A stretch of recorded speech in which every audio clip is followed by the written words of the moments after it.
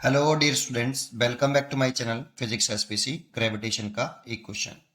The mass density of spherical galaxy varies as K by R over a large distance R from its centre. In that region a small star is in a circular orbit of radius capital R, then the period of revolution is T depends on R as. देखो, एक हमारे पास question में दे रखा है कि एक Galaxy है, ये मान लो एक गैलेक्सी वाला रीजन है, ये वाला पूरा। ठीक है, ये पूरा रीजन गैलेक्सी का है। ठीक है, और इसके सेंटर से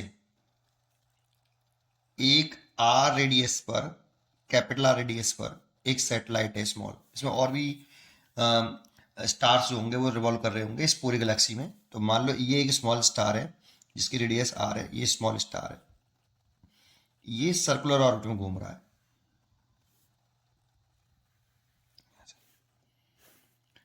तो इस स्टार का टाइम पीरियड पूछ रहा है बेटा। ये ऑर्बिटल वेलोसिटी हो गई। टाइम पीरियड ऑफ सैटेलाइट पूछ रहा है, स्टार का टाइम पीरियड पूछ रहा है कैसा होगा, इस कैपिटल आर के साथ कैसा रिलेशन होगा। जानते हो, इस टाइम पीरियड को निकालने के लिए आपको ये वाला मास चाहिए होगा, ये वाला जो मैं डार्क कर रहा हूं, ये वाला मास। और ये वाला मास हमें कैलकुलेट करना पड़ेगा, ये मास हमें कैलकुलेट करना पड़ेगा, क्योंकि जो गैलेक्सी है ना, ये गैलेक्सी वाला जो रीजन है, इसका जो मास डेंसिटी है, वॉल्यूम मास डेंसिटी, वो के वाई आर है, वो डिस्टेंस के साथ वेरी कर रही है। तो मास भी वेरिएबल होगा, और जब मास वेरिएबल है तो उस मास को कैलकुलेट करने का तरीका क्या है वो हम देखना पड़ेगा हमें। तो पहले हमें कैपिटल एम को कैसे कैलकुलेट करें उस पर ध्यान दें, फिर देखेंगे टाइम पीरियड को वापस। तो वापस आ जाए, मान लो ये गैलेक्सी वाला रीजन है, ये वाला, ये गैलेक्सी वाला रीजन है। अब ये मास वेरी कर रहा है ना, वॉल्यूम मास डेंसिटी है, मास अपॉन वॉल्यूम।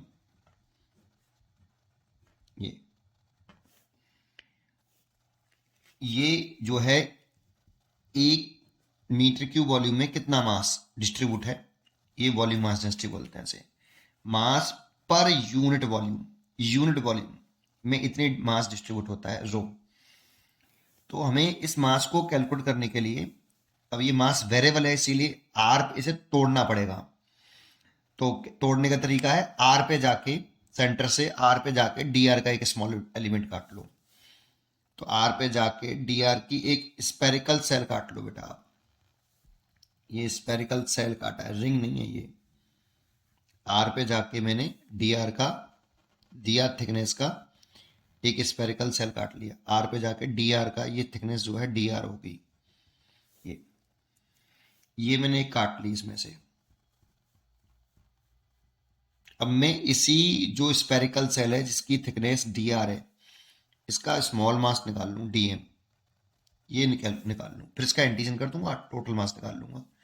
जब भी आर पे जाके डी आर का एक स्मॉल सेगमेंट काटे, फिर उसका टोटल मास निकालना हो, ये पूरा निकालना हो, तो फिर ऐसी इनफाइनाइट स्पेरिकल सेल काटे जा सकते हैं इसमें से।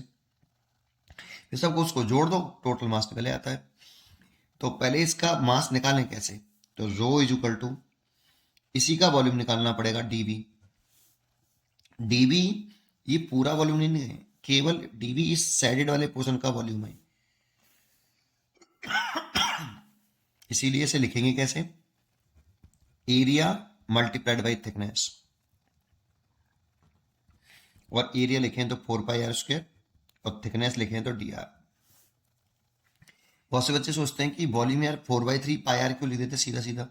वो इसने लिखा कि वो पूरा वॉल्यूम ये वाला हो जाएगा। मेरे को ये वाला वॉल्यूम नहीं निकालना, अंदर वाला। मेरे को केवल ये सैडेड पोर्शन वाला जो वॉल्यूम है, ये वाला, इसका वॉल्यूम चाहिए। और इसका वॉल्यूम चाहिए तो 4πr², सर्फेस एरिया का मल्टीप्लाई इसकी थिकनेस में कर दो, तो ये साइडेड वाले पोर्शन का वॉल्यूम निकलेगा बस, केवल अंदर का नहीं निकलेगा।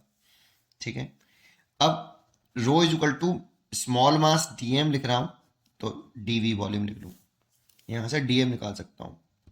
डीएम निकालना है तो देखो, ये 1 मीटर क्यूब वॉल्यूम में मास है, मास पर वॉल्यूम ना, 1 मीटर क्यूब वॉल्यूम का मास रो है, तो डीएम डीवी वॉल्यूम का मास कितना हुआ वो मैंने डीएम माना है।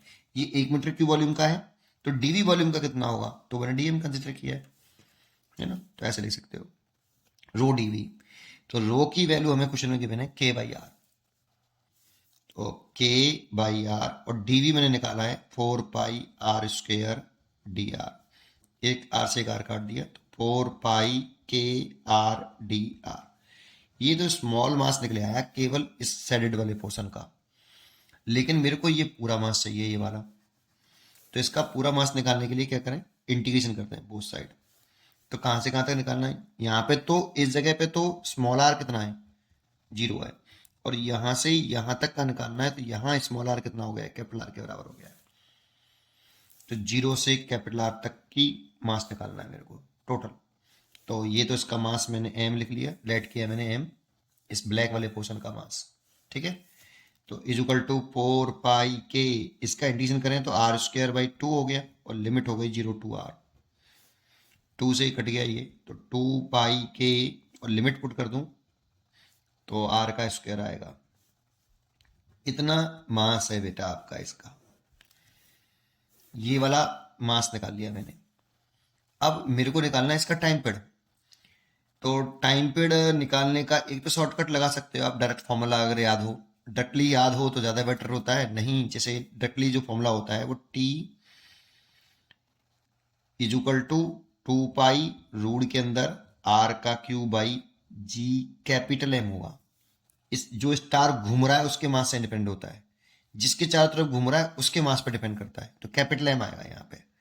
अगर ये फॉर्मूला आपको लर्न नहीं है तो कैसे करें वो मैं पहले बता देता हूँ। अगर डायरेक्टली लर्न होता तो एक लाइन में हो जाता, नहीं लर्न है तो क्या करें कि भाई ग्रेविटेशनल फोर्स ऑफ अट्रैक्शन लग रहा होगा इस पे, इन दोनों के बीच में जो ग्रेविटेशनल फोर्स ऑफ अट्रैक्शन लग रहा है F, ये जो ग्रेविटेशनल फोर्स ऑफ अट्रैक्शन होगा इस स्टार को सर्कुलर पाथ पर रिवॉल्व करने के लिए सेंट्रीपिटल फोर्स प्रोवाइड कराएगा। तो gravitational force of attraction between capital M and small m equal to centripetal force provide by, इसको स्टार को प्रोवाइड कराएगा ऑफ स्टार। तो ग्रेविटेशनल फोर्स कितना G capital M small m by capital R का square. ये देखो ये सेपरेशन कैपिटल R, दोनों के मास के बीच की सेपरेशन।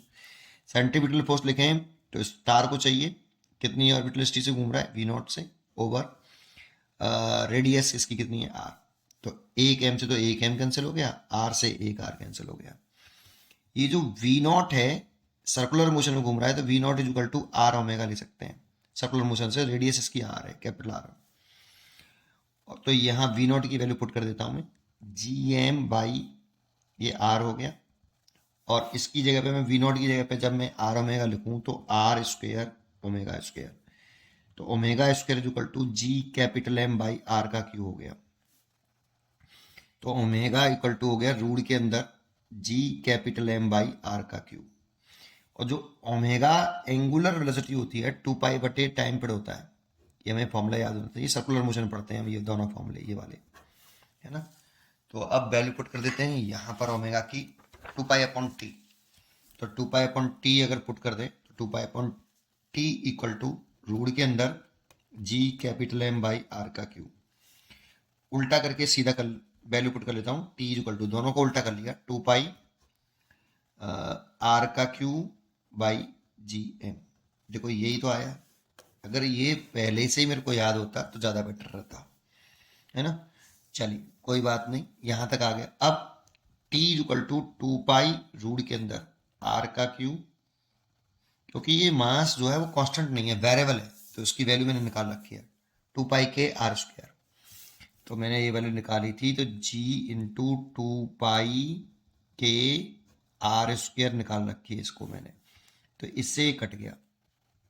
तो t equal to 2 pi root के अंदर ऊपर r आया और नीचे 2 पाई के g आया। अब बोथ साइड का स्क्वायर कर दो, तो t का स्क्वायर इज इक्वल टू ये 4 पाई² हो गया, r हो गया, नीचे हो गया 2 पाई के g। देखो ये टर्म तो कांस्टेंट है पूरा, तो t² प्रोपोर्शनल टू r हो गया, इसलिए इसकी जो चॉइस हो गई वो B choice is correct. T² proportional to R। उम्मीद करता हूं कि आपको ये क्वेश्चन जरूर समझ में आया होगा। पढ़ते रहिए और खुश रहिए। Thank you.